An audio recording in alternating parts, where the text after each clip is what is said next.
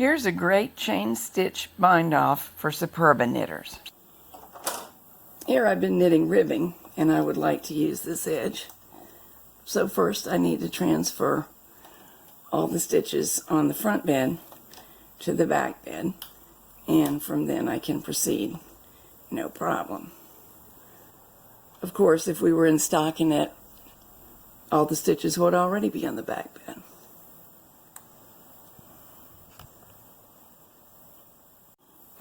Next, all the needles come all the way forward, and setting the racking so that this is possible, the unused needles on the front bed come all the way forward as well. So everything is forward. While it's theoretically possible to work in this position, in actual fact it's difficult to pick up the stitches from the needles that hold them with the other needles so high up. But by lowering the bed, I like it about here, not all the way. It works very well. I've done this with the Pass-It before, and I'm experimenting with the Superba. You notice that I've brought all the needles up on the front bed, and I've racked so that they alternate.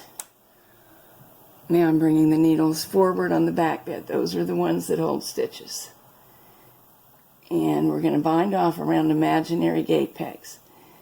The front bed needles are the imaginary gate pegs.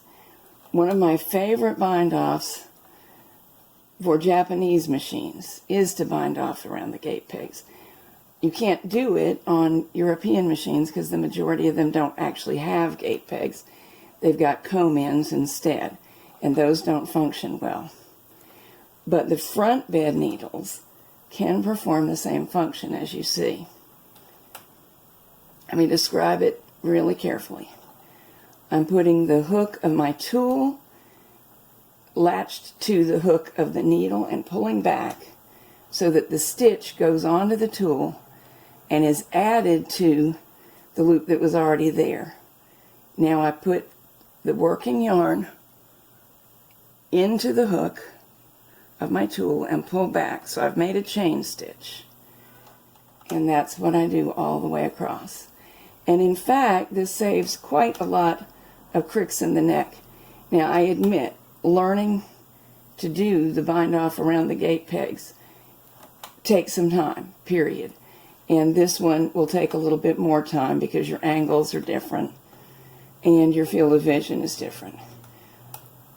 But if you're not in love with the transfer bind off, this produces a similar chain stitched effect, is actually quicker once you get good at it, and of course you have the advantage that the spacing of the needles is perfectly adjusting the tension of your stitches.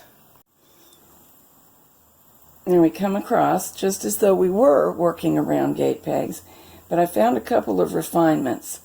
Because the Superba has the beds oriented at exactly the same angles as one another. The technique of how one manages the angle of one's hand needs to be just a hair different, because these aren't positioned like gate pegs, these alternate needles. Here's what's working for me.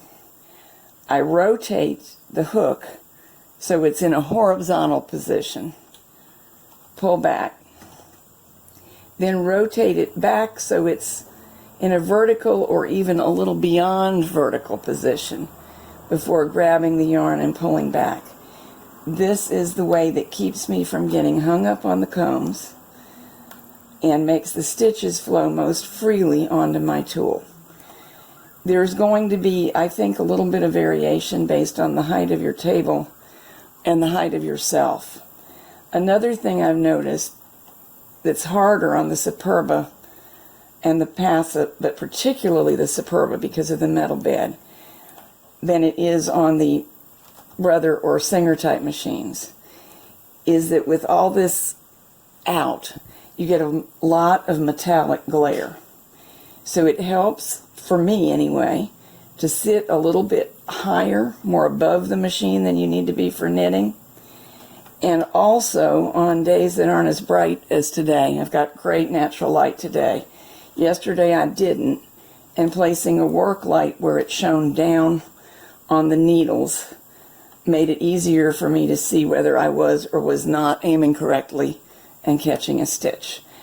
But all in all, this gets to be just as easy and even as binding off around the gate pegs, and a lot more straightforward when you put in some of the practice than some other methods of binding off on a double bed machine. Give it a try.